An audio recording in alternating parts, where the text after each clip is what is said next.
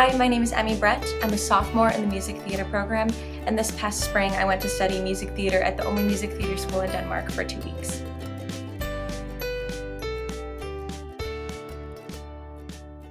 Theater in Denmark, I think the biggest difference between theater there and theater here especially has to do with music theater, because they don't have the history that we do with music theater. It's just recently become something that's been introduced, so they're sort of building it from the ground up, and they're coming from a different spot than we are. So they're sort of creating the rules as they go, whereas we have rules that we've used for years and years that we're now finally learning to break out of, and they don't have to learn how to break out of them. They're just starting from that place. I think a lot of times American theater ends up falling into archetypes and just sort of doing a whole lot of Shakespeare the same way for the 10 millionth time, whereas I was listening to them talk about a production where the audience was invited to like throw tomatoes at the actors and all sorts of, it was just much more engaging and much more interesting. And because a lot of the new innovations in theatrical style came out of Europe, I think that they rely less on golden age musicals than we do, and rely less on having people play into type than we do. And so they all were very grounded in themselves as people and didn't fall into these archetypes that are sort of something that is a remnant of like old theater in the United States. Theater here has become very like commercialized and very streamlined just because there are so many people, and that's something that they don't have there, where they can take more time and really indulge, and I think that allows for a lot of like really interesting and different theatrical things. We also saw a run-through of a show where the set was entirely on an LED screen. It was entirely projections, and that's something that we're sort of scared of here in the States, and so that's a boundary that they've already broken.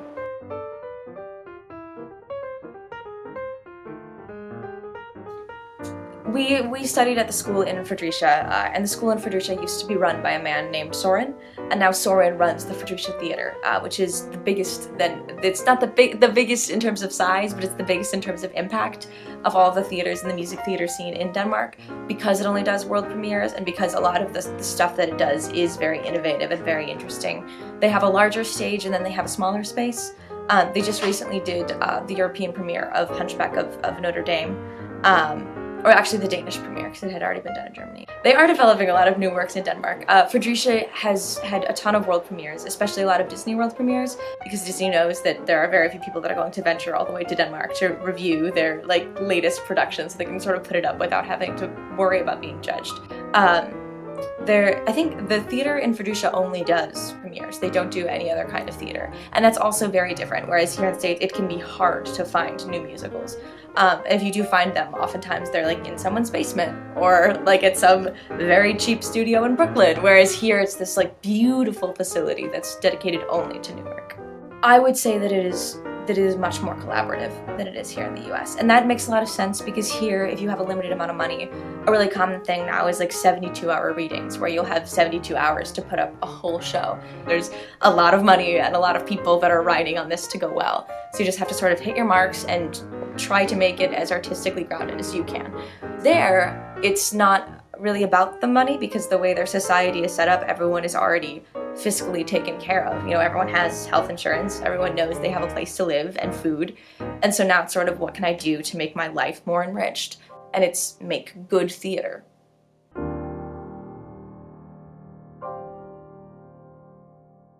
I think that it makes sense that our house is considered the capital of culture in Denmark.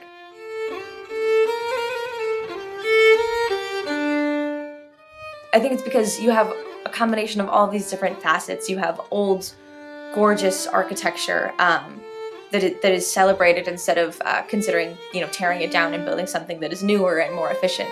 It's that history is celebrated, but also innovation is celebrated. The work we saw at the museum, there were soundscape pieces, there was a video piece on the impact of war at home. There was all sorts of pieces that were new and interesting. There was a 3D exhibit. It was all very new and all had momentum to it. So I think it's the pairing of those two energies, of having this great history of this country and not rejecting that, but then also having all of these new things.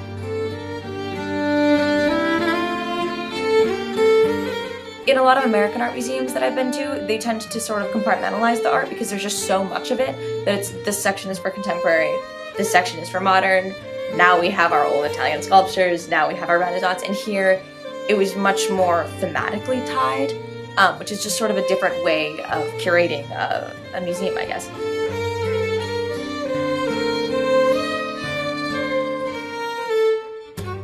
Because everything else is taken care of there, the Danish goal is so much to just enrich and to just see what you can do to make your life more meaningful and more interesting.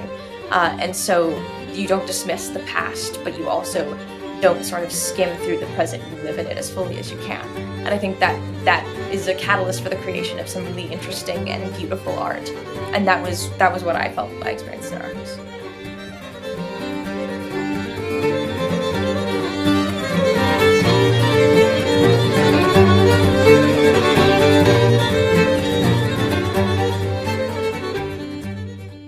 I would say that the biggest difference is that everyone is just a little calmer.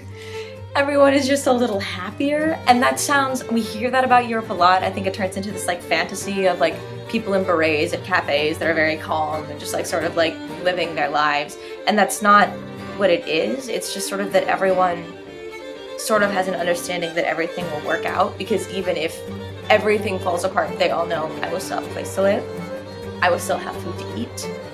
If I get hurt, someone will take care of me. And those are like three things that they just know are taken care of, so they can take care of everything else. Whereas here, we don't know that we will have those three things. And until we get those three things, we can't really worry about, oh, am I enriched as a person, and am I grounded, and am I happy? We have to get those three things first. And that's sort of the American way of thinking, whereas there, it's sort of whatever makes you happy, you just do it.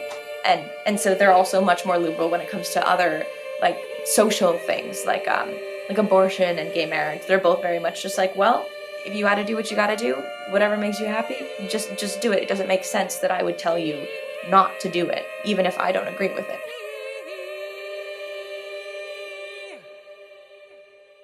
My favorite experience in Denmark? Oh, I don't know.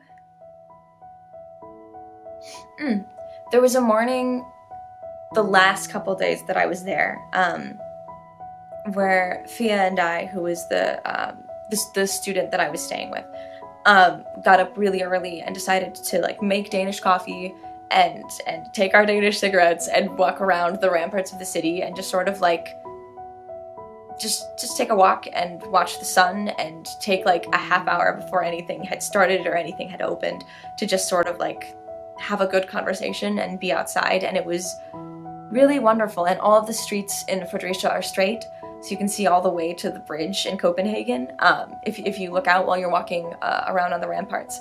And so there were these gorgeous views, and no one was awake, and Danish coffee is amazing, and it was just a very good moment to sort of be alive and have a sense of what it was like to be alive in a completely different part of the world, and to know that even if I came back here, that would still be happening, that every morning that will happen in Fredericia, whether or not I'm there to observe it, that was just a really wonderful thing.